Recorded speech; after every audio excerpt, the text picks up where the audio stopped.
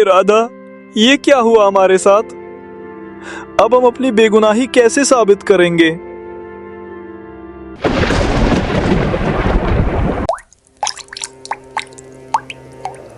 सुनिए जी, बरसात का मौसम शुरू हो गया है।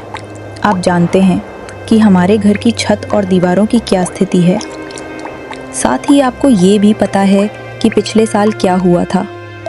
बारिश का पानी पूरी तरह से लीक हो गया था। इस बार घर को नुकसान होने की संभावना हो सकती है। हाँ, मुझे याद है कि पिछली बार क्या हुआ था। हमें बहुत तकलीफ हुई थी, यहाँ तक कि हमारे बच्चों को भी बहुत तकलीफ हुई थी। इस बार हमें अपना घर और जिंदगी बचाने के लिए कुछ करना होगा। देखो हमारे बच्चे कैसे शांति से सो रहे हैं। अगर ज्यादा पानी का रिसाव शुरू हो गया तो वे इस शांतिपूर्ण नींद को खो देंगे और हमारे साथ कष्ट उठाएंगे। मैं ये नहीं देख सकता। मेरे पास एक विचार है। अगर आप नाराज ना हो जाए तो मैं बता दूं। हाँ बताओ। आप अपने दोस्तों से पैसे के लिए मदद क्यों नहीं मांगते? वे आपके बचपन के दोस्त हैं और आपने कभी उनसे मदद नहीं मांगी। हमारे लिए नहीं, बल्कि हमारे बच्चों के लिए। हम उन्हें तकलीफ में नहीं देख सकते। ठीक है राधा, मैं अगले दिन जाकर उनसे पूछूंगा।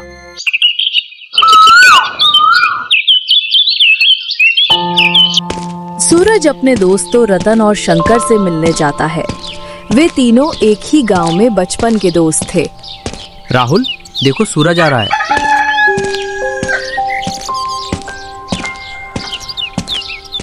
अरे सूरज, तुम 2 दिन से कहाँ थे? तुम हमसे नहीं मिले। कुछ काम है। सूरज उलझन में है कि मदद कैसे मांगे और सोचने लगता है। इस बीच राहुल इस तरह कहता है, बारिश का मौसम आने वाला है और हम बारिश में तरह तरह के नाश्ते का भरपूर आनंद ले सकते हैं। बारिश में गर्मा गर्म समोसे खाना, ये एक शानदार एहसास है।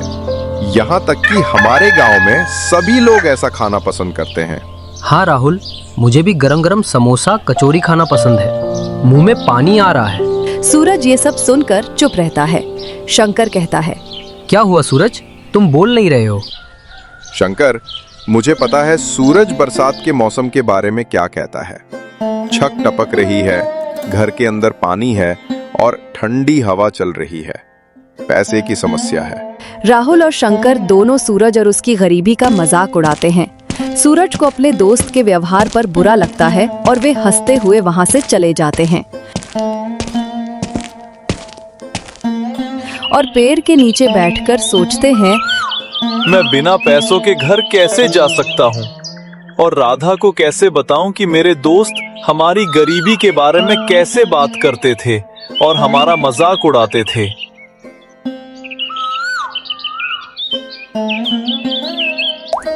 सूरज बिना पैसों के घर जाता है और सब कुछ बताता है कि उसके दोस्तों ने उसका कैसे मजाक उड़ाया। रात हो जाती है और जोरदार बारिश शुरू हो गई। घर में पूरा पानी आ जाता है। वे घर से पानी निकालने की कोशिश कर रहे हैं, लेकिन घर पूरी तरह से पानी से भर गया है।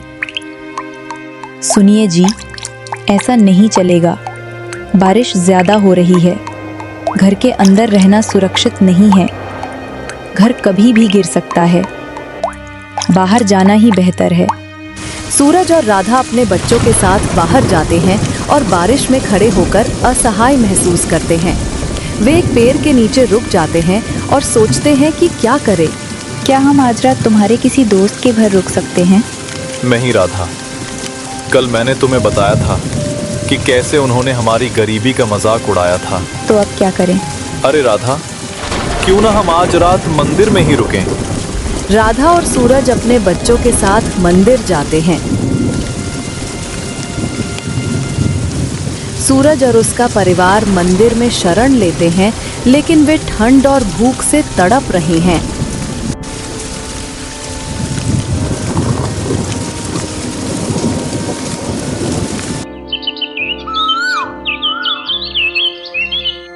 सूरज और राधा बच्चों के साथ घर जाते हैं।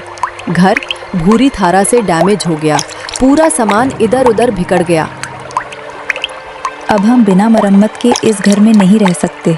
हमें इसे तुरंत ठीक करना होगा। हमारे पास कोई दूसरा विकल्प नहीं है, हमें मदद मांगनी होगी।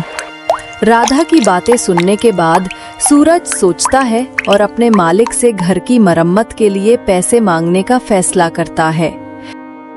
सूरज अपने मालिक के पास जाता है।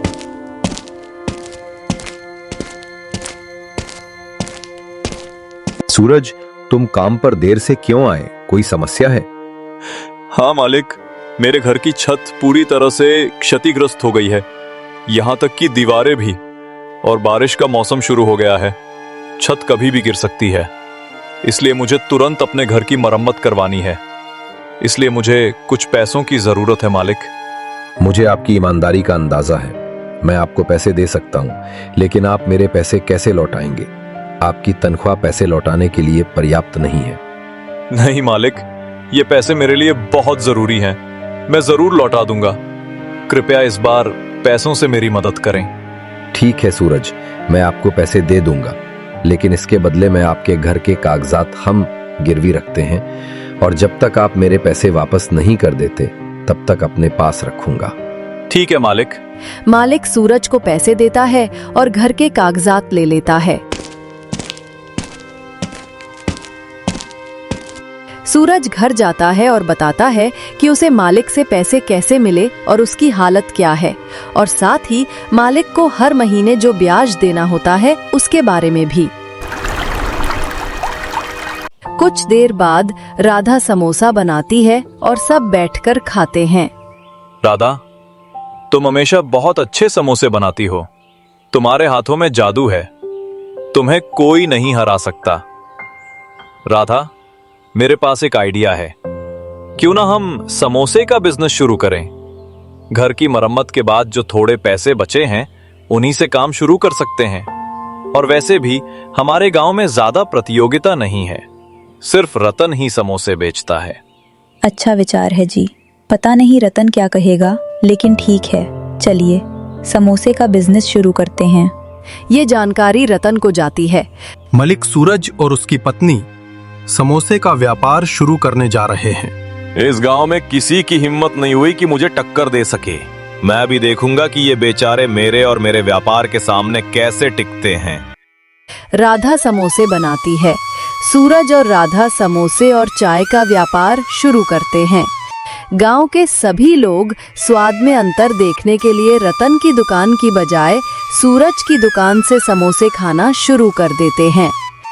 राधा के बनाए समोसे सबको बहुत पसंद आते हैं और वे समोसे में जो मसाला डालती हैं उसकी चर्चा करते हैं, जो रतन के समोसे से कहीं ज्यादा खास और स्वादिष्ट है।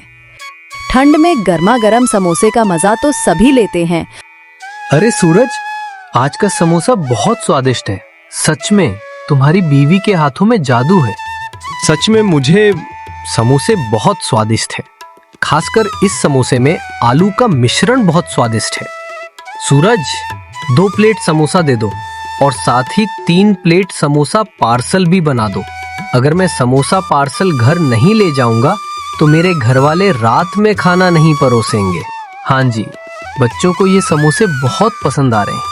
ठंड में गर्मा गर्म समोसे का मजा तो सभी लेते हैं और कुछ महीने बीत जाते हैं और सूरज सफलतापूर्वक पैसे कमाने लगता है।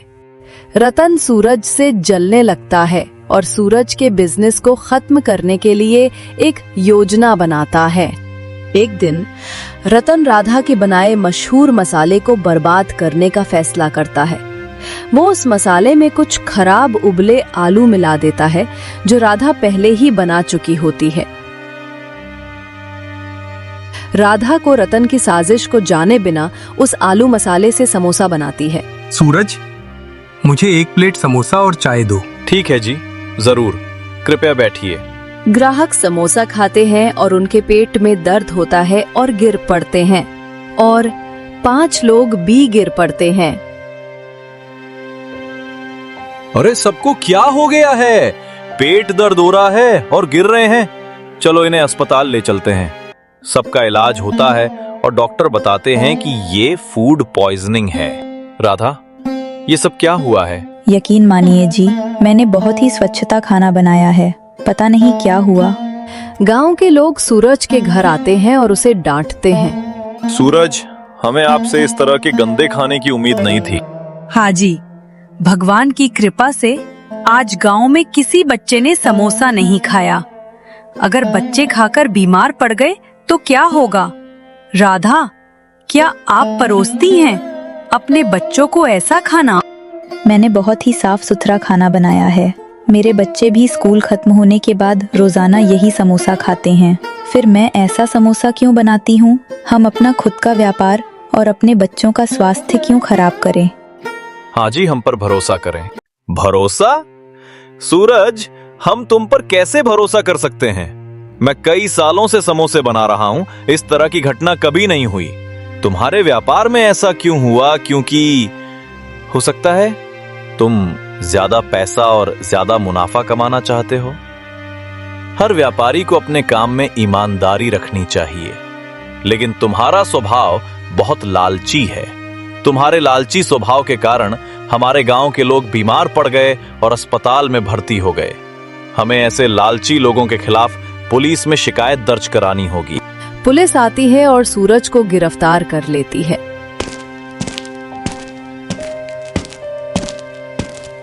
राधा और बच्चे बहुत रोते हैं।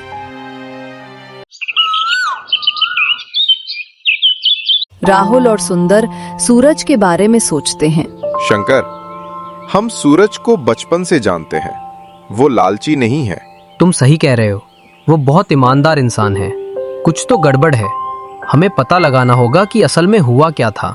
हाँ, हो सकता है हमने कई बार उसका मजाक उड़ाया हो, लेकिन अगर कोई बाहरी हमारे दोस्त का मजाक उड़ाए तो हम बर्दाश्त नहीं कर सकते। चलो पता करते हैं। जब राहुल और सुंदर आपस में बात कर रहे थे, रतन की दुकान में काम करने वाला नौकर उनके पास आया और बताया, नमस्ते जी, मैं आपको कुछ बताने आया हूँ। मेरा मालिक हमेशा सूरज के व्यापार से ईर्ष्या करता है और कई बार उसने कहा कि वो सूरज का व्यापार बर्बाद करना चाहता है। मुझे ठीक से पता नहीं, लेकिन मेरे मालिक के मन में सूरज का व्यापार बर्बाद करने का विचार है। मुझे भी सूरज के लिए बुरा लग रहा है, क्योंकि मैं जानता हूं कि कड़ी मेहनत का क्या मतलब होता है। लेकिन कृपया किसी को यह मत बताना कि मैं तुम्हें बता रहा हूं। इस बात को सुनकर सूरज के दोस्त राहुल और सुंदर पुलिस थाने जाते हैं और सब कुछ पुलिस को बताते हैं। पुलिस रतन से पूछताछ करती है और आखिरकार सच सामने आ जाता है। पुलिस सूरज को बरी कर देती है और रतन को गिरफ्तार कर लेती है। अगले दिन सूरज के दोस्त रतन और सुंदर सूरज के घर जाते हैं। शुक्रिया भाई, आप दोनों ने मेरे पति को निर्दोष साबित कर दिया। हाँ बहन, क्योंकि हम अपने दोस्त के बारे में जानते हैं। भले ही वो गरीब हो, लेकिन दिल से अमीर है। हम बचपन से ही उसकी ईमानदारी और सत्यनिष्ठा को जानते हैं। सुंदर और राहुल सूरज से उसके पिछले व्यवहार के लिए माफी मांगते हैं। आखिरकार सूरज और राधा फिर से अपना समोसा व्यवसाय शुरू करते हैं और अपने जीवन में सफलता प्राप्त करते हैं। अगर आपको ये कहानी पसंद आ रही है तो कृपया सब्सक्राइब करें और लाइक जरूर करें और अपना प्यार भरा कमेंट जरूर छोड़ें।